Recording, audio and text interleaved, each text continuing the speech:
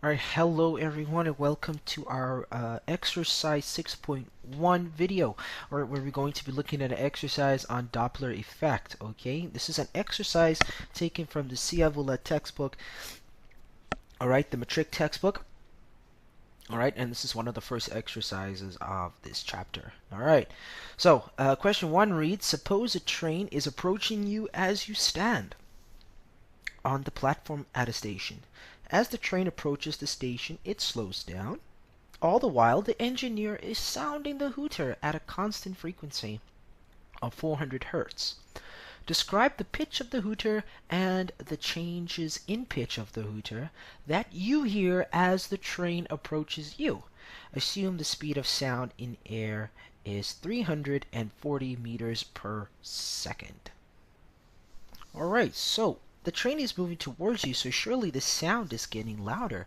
Okay, so therefore, if we could write it in a sentence, we can write it down as the frequency of sound increases as the train moves towards you. Okay, to comment on the pitch of sound, we can say that the pitch, alright, increases. Alright, because you're still standing still, but the pitch increases. And therefore, you would hear a higher pitch sound. All right, perfect. Okay, and that's how we describe, alright, because that's the question asks us to describe the pitch of the hooter and the changes in the hooter, in the pitch of the hooter as you hear as the train approaches you. Okay, so to go over that again, the frequency of sound, okay, would increase as the train moves closer towards you. Okay, therefore the pitch increases and you would hear a higher pitch sound. Alright, now question 3, I've taken question 3 because question 3 is a nice calculation question. The question 3 reads, a small plane is taxiing directly away from you down a runway. The noise of the engine as the pilot hears it has a frequency 1,15 times the size. Oh, no, sorry. It has a frequency of 1,15 times the frequency that you hear. Okay, what is the speed of the plane? Assume that the speed of sound in air is 340 meters per second. So we are asked to calculate here the speed of the plane. First steps first, okay, we write down what we know. Okay, they told us that FL is this. Oops. That's what they told us. Right? That would tell us. Let's wait. Hold on. That doesn't look right. Let's have a look. It says here that the pilot hears a frequency that is 1,15 times the frequency of what you hear. So that means that the plane is emitting. Let me just swap the letters around. All right. Here we go.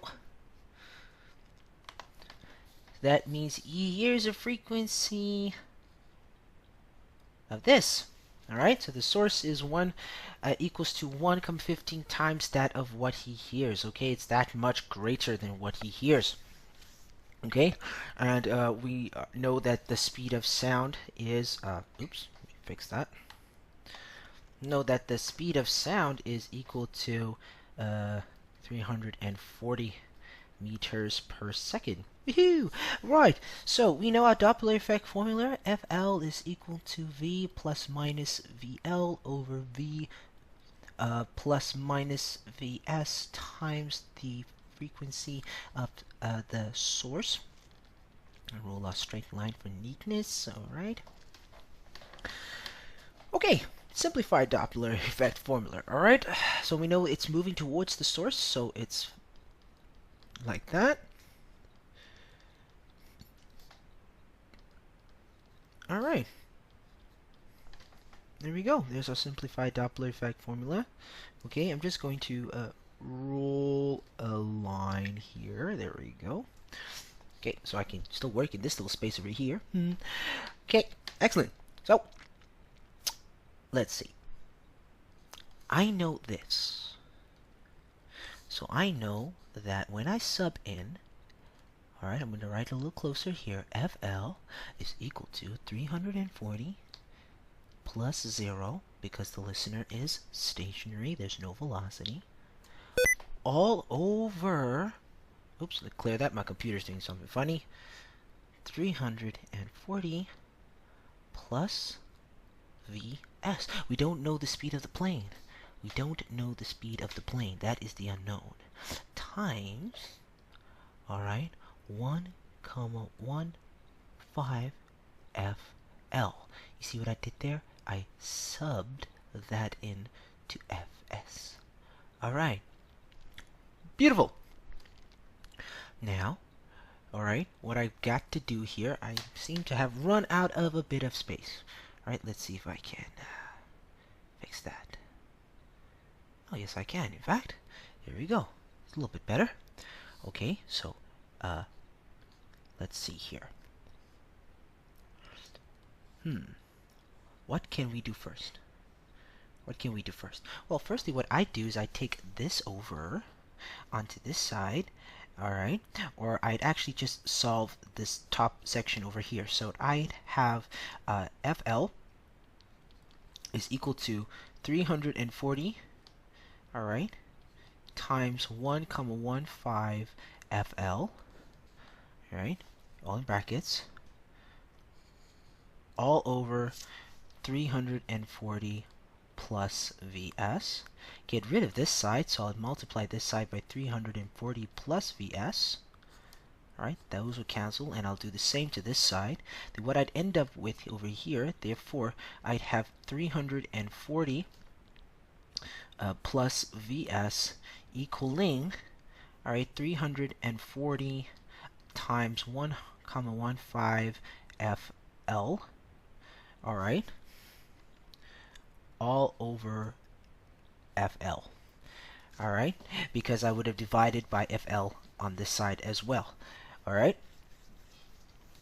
Then FL and FL will cancel, alright, then I'm only left with 340 times 1,15, and if I do that on my calculator, 340 times 1.15, I get an answer of 39,1. Alright, if I get an answer of 39,1. Now let's just check. Oh, 391, sorry, not 39,1. That didn't make sense at all. Alright, so then I can then take this over equation. That becomes a minus. So I get 300 and let's just clear that. Alright, so what I get Vs is equal to 391 minus 340. Alright, and I would get an answer equal to the speed of sound of the, or not the speed of sound, but the speed of the source, which is the airplane. Alright, therefore, Vs is equal to 51 meters per second. So the speed of the source, which is the speed of the airplane, is traveling at 51 meters per second.